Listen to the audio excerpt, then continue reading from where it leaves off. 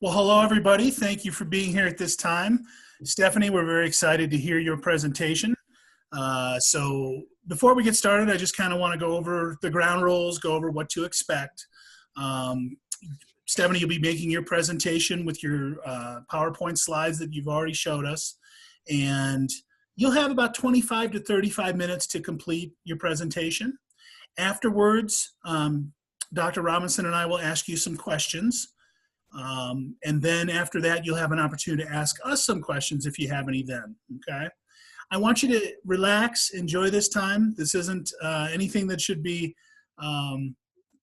stuff that you don't already know. We wouldn't let you get to this point unless we knew that you were able to do this, so we're really excited to see what you have. Before we start, do you have any questions? I do not. Okay, Dr. Robinson, anything you want to add? Not yet. I'm just ready to see the presentation. Okay, super. So we'll hold all our comments till the end, and I will turn it over to you at this time. Thank you, Dr. Fiora and Dr. Robinson. Go ahead and share the screen. So first, I want to thank you both for being here and your support thus far in the development. I'm very excited to begin the research, and I hope this proposal gives you just a better understanding of the study. The proposed title for this preliminary oral defense and the research is Exploring the Implementation of Synchronous Student Support Sessions and Student Retention in an Online Course.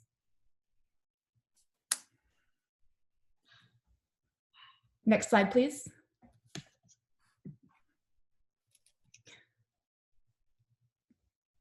So I want to start off with a brief background as a primary researcher, just to give you an understanding where my commitment to this research comes from. I began my early education as a traditional classroom teacher, and I had experiences in many different roles in a traditional K-6 setting. I then obtained an educational leadership degree, and I had the opportunity to see from a different perspective through the lens of a leadership administrator. And then I was able to experience several new settings after that who truly shape who I am as an educator. My point in telling you this is I had unique roles that allowed me to see education changing, and it allowed me to see several roles where we needed to look and refine practices in education. And this truly serves as my personal interest and the foundation of this study. The bottom right hand shows 4 broad umbrella areas in general education that are most important to me. And these key areas truly helped decide on my passion for this research. So next slide. So I'm going to jump right into it. So I really wanted to let you know the problem statement first. So data from 2000, a report done in 2018 on distance education in the United States shows that online learning enrollments increased. And this is the 14th straight year that online learning enrollments increased. So being an educator with my background coming from a traditional setting to online learning, I noticed that my new online learning, I lost some students. And I seemed to lose more students than I did in the traditional classroom. So I became intrigued by this, and I really wanted to know how to lose less students. In looking at the preliminary research for this proposal, I found that several studies showed that online learning environments have lower retention rates than traditional learning environments. So the general problem that I'm proposing for this research is the concern over student retention in online higher education. Very specifically, more specifically, I would like to look at and address the problem of lower retention at the institution where I teach currently. The institution has deemed student retention as a focus as a result of program review, and it's very concerning to me as a reflective practitioner in this learning environment. But it's also very concerning to the general population of online learners and institutions that are offering this online learning. Next slide, please. So what we do know supporting the problem is that we know online learning populations are increasing. We know that we live in a global digital society. There's been a 5% increase in students who are taking at least one course. So while there's this rise in enrollment, there is lowered retention rates, and this is concerning to the learning population, especially as this learning population continues to grow and diversify. So the online learning rate at the proposed institution that was reported in 2013 is actually 42%. So in looking at this program review, the reporting research shows us that many students lack the resources they need to be successful with online learning. So additionally, supporting this is the fact that we know these online supports have to be consistent, structured, and readily available to the students. When we look at this enrollment alongside those lower retention, there's a growing concern in the effectiveness in online learning. Thus, it's a concern as our population continues to, again, plummet upward and diversify. So not only does completing this education, online higher education degree, when we're not completing it, it has obviously societal and economic impacts. We want to recruit and train these and retain these online learners for the success not only of our learners, but of our institutions. So increasing student retention in online learning can result in a better online education, ultimately improving societal views on the learning approach, making it more viable and respected higher education component. So what I found was many researchers have focused on student retention in online learning interventions, but there's such a gap in and need to further study what works in online learning, what tools and strategies and supports are put in place for this diversified population that I'm speaking of. So I would like to explore if virtual student support sessions ultimately impact student retention. Next slide, please. So the purpose of this proposed study is to examine if courses with synchronous student support sessions, and I sometimes say student support sessions, sometimes leave that off, but ultimately if this real-time synchronous support session impacts student retention in an early childhood education course at the proposed institution. I plan to compare the retention rates for an early childhood education course with virtual synchronous student support sessions alongside the same course without a synchronous student support session component. So both will have the asynchronous element for the students. One will have synchronous support sessions, and one will have the option not to have synchronous support sessions. Next slide, please. So we really want to dial back and look at the theoretical framework behind the foundation of this research. So both the theory of constructivism and the theory of andragogy can be used to understand high quality, student-centered, supportive learning environments. We know this from traditional education. What we want to see is this online learning environment that socially integrates and engages students in active learning and supports their success. So in a student-centered, innovative constructivism classroom, there's a shared responsibility. There's an intrinsic motivating factor for learners. And as a result of this, they are more vested in their learning. They are taking ownership for their actions. In the constructivist model, there's active engagement in the learning and individualized instruction, where this instructor, this key player, this instructor acts as a guide, a real-time guide for the learning process.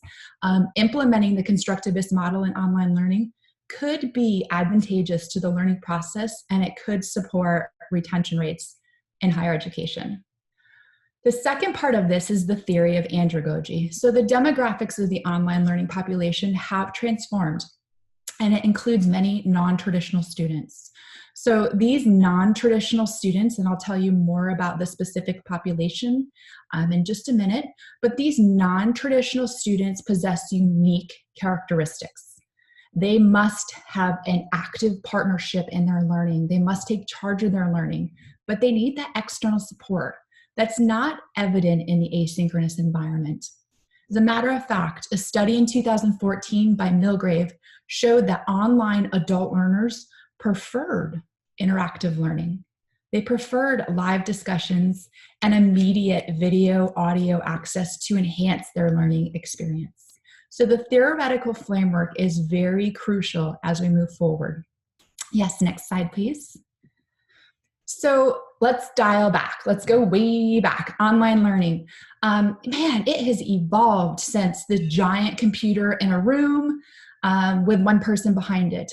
Historically, online learning included primarily asynchronous interactions, with the information transfer just going from the instructor to the student. It was very one-directional. This limitation hindered the effectiveness and drove improvements in our technology use, in our strategies, in our methods, in our instruction, and now can include asynchronous and synchronous bidirectional tools to support students. So, as reported by the data, the online learning community continues to grow, and I'm going to hit this over and over, and includes these diverse learning populations. Historically, our traditional college students have been 18 to 24. They've entered college directly out of high school. They've lived on or near campuses. They've attended college full-time. They have college social life, and schooling is really their primary focus. Well, this new demographic has shifted, and it now includes non-traditional students who are older and they have additional responsibilities outside of school. And often they have great experiences that supplement their learning. So the asynchronous environment is very characteristic of online learning today, and it's very well researched. And for many students, our adult learners have those priorities. There are other priorities in their life where asynchronous learning works really well for them. However, synchronous support sessions could be what online students need for better engagement in their learning. Understanding how online learning can support the flexibility, how online learning can support student learning, development, and retention is crucial for creating high quality, effective online instruction for our populations. Next slide, please. So the research question, strengthening student success in online learning is important for producing well-educated, technically literate citizens. Online higher education retention rates must be improved to better validate the credibility of this learning platform when compared to traditional institutions. Creating a structured online environment, including the asynchronous virtual sessions and synchronous virtual sessions that center on interactions, bidirectional interactions, active learning, and student-centered support could address several of the issues that online learners face and are challenged by. So the research question to be addressed in this study is, what is the difference between retention rates of early childhood education courses with synchronous support sessions as compared to retention rates in early childhood education courses without synchronous support sessions? As you can see, the null hypothesis has been identified. Next slide, please. So as we look towards the sample and the population for this proposed study, the proposed study population is undergraduate students enrolled at the selected institution. The institution is regionally accredited by the Western Association of Schools and Colleges, Senior College and University Commission, and they offer a wide range of degree programs designed with a high population of adult learners. The online undergrad classes are 5-week classes. So students enrolled in the proposed course for this study are of mixed age, mixed experiences, mixed gender and ethnicity. The selected population is appropriate for this study because, number one, it is convenient, it's accessible, and it reflects the focus of online learners and efforts to improve retention along this population. So the information gathered in this study will include retention rates of an early childhood education course that is offering student support sessions, and the same course that does not offer the support sessions. Canvas is the learning management system tool used, and each week an announcement, actually 2 times a week, will be used to post the dates and times of the student support sessions throughout this 5-week course. Bi-weekly announcements and reminders will be there to inform students of the specific date and time of the synchronous support sessions that will be offered to supplement their asynchronous learning. The sessions will be available to all students, and they are free. The students proposed in this study are placed in the course based on the enrollment, based on their scheduling and the requirements of their program. So each entry into a synchronous student support session will be counted by the researcher, by myself, as participating in the session. So the sessions will be individualized based on students' needs and will include individualized and differentiated instruction, just like the traditional class setting. They'll be real time. There will be there will be room for bi-directional interactions that take place in real time and help students understand specific needs immediately. That instant communication will be provided for them. This is to provide students with a level of support that's timely in their busy schedules, that is specific, and that really meets their needs, their experiences, their learning styles, as well as what they truly need. I want to end this slide by saying a power analysis was done already to determine the study's sample size. And based on the power analysis conducted in G-Power, it showed that the sample size for this particular study needed to be 26 courses. And that would yield a power that could be generalized to the greater population. So again, 26 courses for this. Next slide, please. Okay, so for this analysis, the independent variable is the synchronous student support sessions, and the dependent variable is course retention rates. So for this study, both the independent and dependent variables are numeric variables because they have values described in a measurable quantity. The data for this study will be collected by the university's dedicated assessment team, and it will be shared with the researcher after IRB approval and all proper approvals are in place for a quantitative evaluation using a later chosen statistics program. So each course retention rate is generally reported as an average. So student retention will then be measured using past data and whether or not the student successfully completed the course. Well, the course retention rates are going to be reported as an A, B, C, or D, and all those will be considered passing for the nature of this study. I would propose an ex post facto approach be used because we are using existing data. This has already occurred and we want to gather that data and analyze the data from there. And then finally, the relationship between the synchronous support sessions and course retention, as well as those not offering it, will be what will be analyzed in this proposed study. Next slide, please. So as I said, a quantitative approach is proposed for this study, and it will just allow me, the researcher, to gather retention data in a numeric manner to address the research question. So the study is going to include collecting that data from an early childhood education course that was already identified, and 26 sections of that will be chosen, selected in a random manner, and data will be collected from the university assessment team to provide course completed data. This will be archival data, and it will be used because it's already gathered. It is valid, it is reliable, it is timely, and is accessible. An ex post facto approach is also proposed for this study because archival data will be used. Okay, next slide, please. So limitations, this study does have some limitations that I am well aware of, and I do think we can work through. One limitation is the small population of early childhood education students that are enrolled in the selected education course.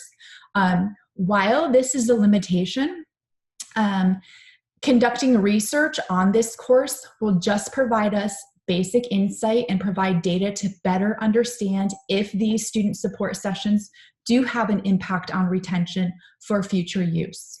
So this information can be used on a broader scale by university officials so that we can develop strategic plans as well as impact possibly the future of online learning with this supplemental synchronous support to asynchronous components that are already there. So another limitation of this study is that there's one instructor for this study. Obviously, I will be the one that is instructing these synchronous support sessions. And while this is a limitation, this is nothing that is different than traditional classroom teacher quality, for lack of a better term. This motivation can impact the quality of the instruction given. However, teacher quality is always a factor to consider in retention rates. So that is something that across the board is going to be consistent. Finally, the last limitation that I see is that there may be outside variables in online learning. I talked a little bit about the demographics of the non-traditional students having different priorities and have different routines and daily lives, as opposed to those students who come straight out of high school and it might just have the focus of schooling. This could potentially be a limitation because our online students might have employment schedules, financial constraints, or student commitments that ultimately could impact retention. That I do see that as something that could be a limitation for the study and does need to be considered upon analysis. Next slide, please. So online education success depends on retention. It depends on student retention, which at this time is a growing concern in online education. Research on the support methods that impact student retention is sparse in online education. Previous studies look at the lack of implementation-specific tools, and it's really lacking in viable solutions that support this online learning, this student retention and online learning. So this proposed study is proposed to explore if implementing these synchronous student support sessions that use those theories, those solid theories of constructivism and andragogy could increase retention. So online universities ultimately could use this study model to develop their strategic plans and their action plans for student retention. Next slide, please. So at this point, I'm going to pause and I'm going to welcome any questions the committee may have. Thank you, Stephanie. Very well done. Dr. Robinson, I will let you ask some questions first if you have any.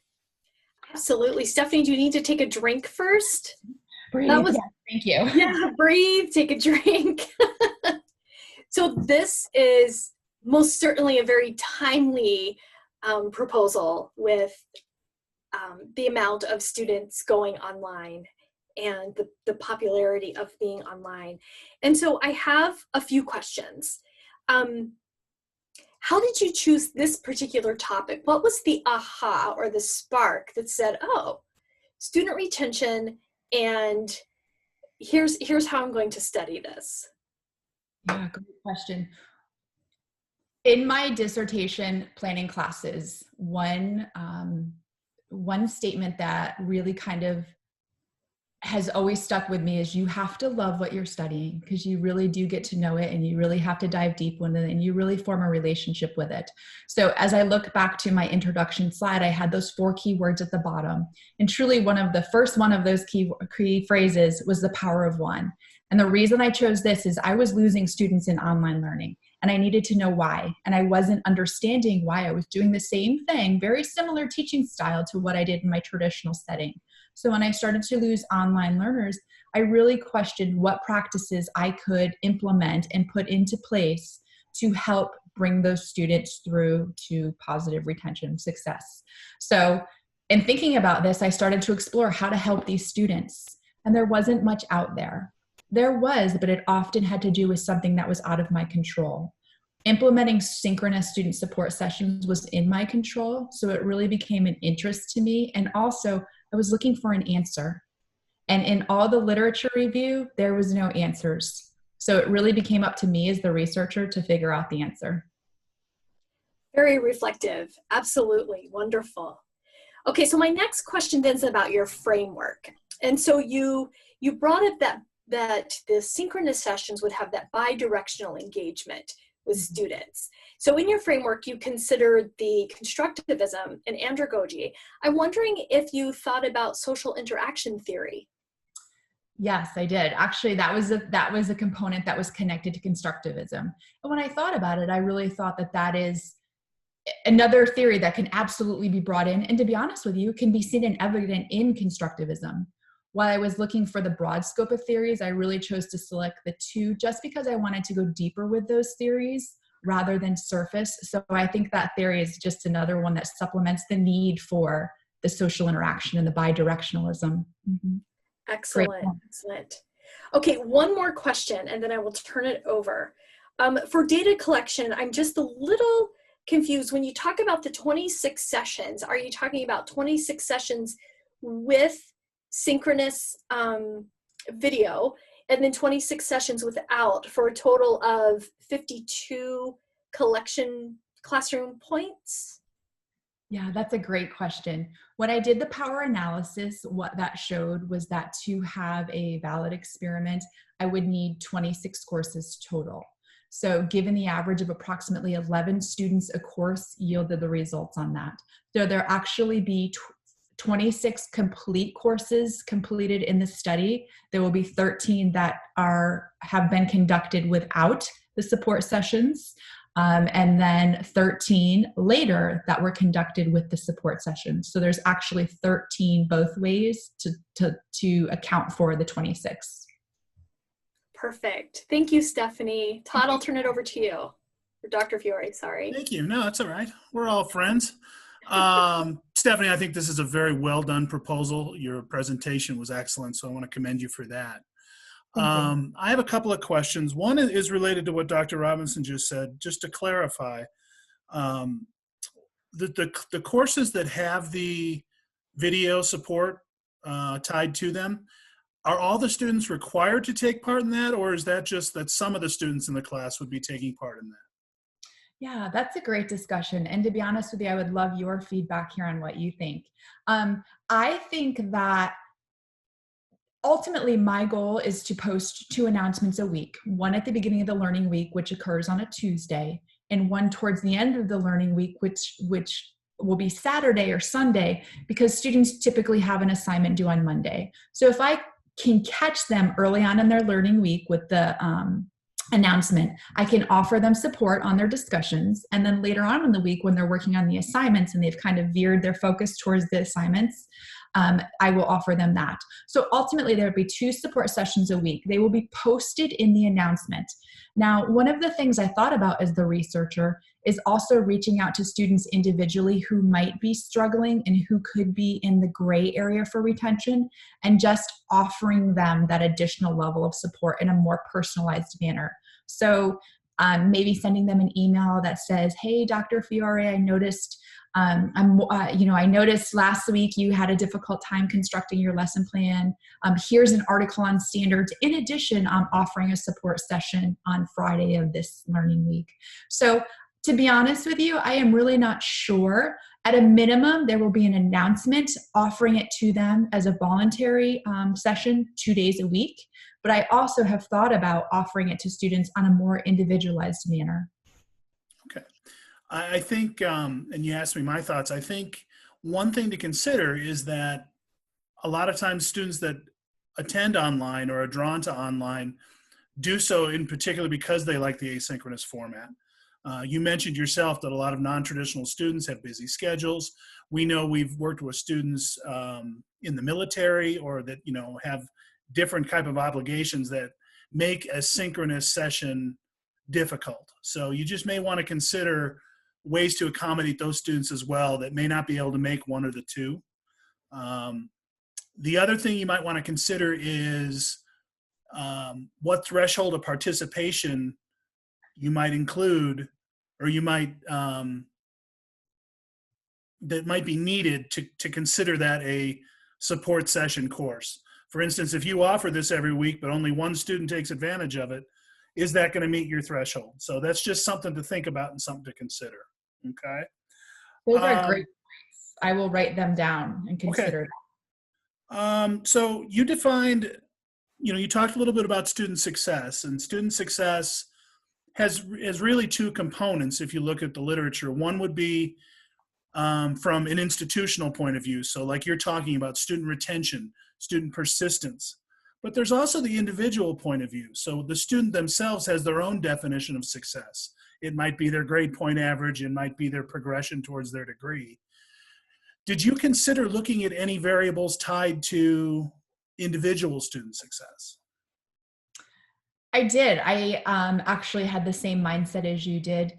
What I found though is within the confines of collecting the data, I found it might be more difficult to collect individual student data just due to respect for privacy and university policies. So I was very hesitant to look and present individual data. I think you bring up a great point though, in the fact that success is truly defined in so many different ways. So I think it's crucial within my paper when I go forward to go and really in the chapter 2, I really want to think about that definition of student success. And after, as I'm writing the report, make sure that is in there clearly, that for the sake of this study, success is just attached to student retention and no other variables. But yeah, great thought. Okay.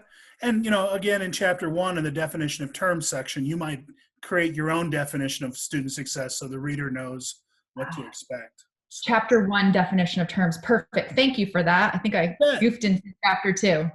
So one more question.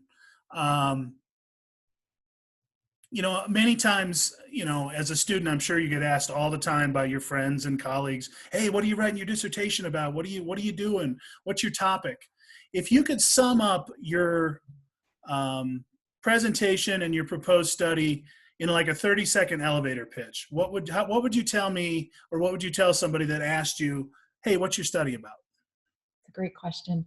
Online learning is truly becoming a wave of the future. And with online learning, we have this whole new diverse student population. Our retention in online learning is not showing as great of rates as traditional learning.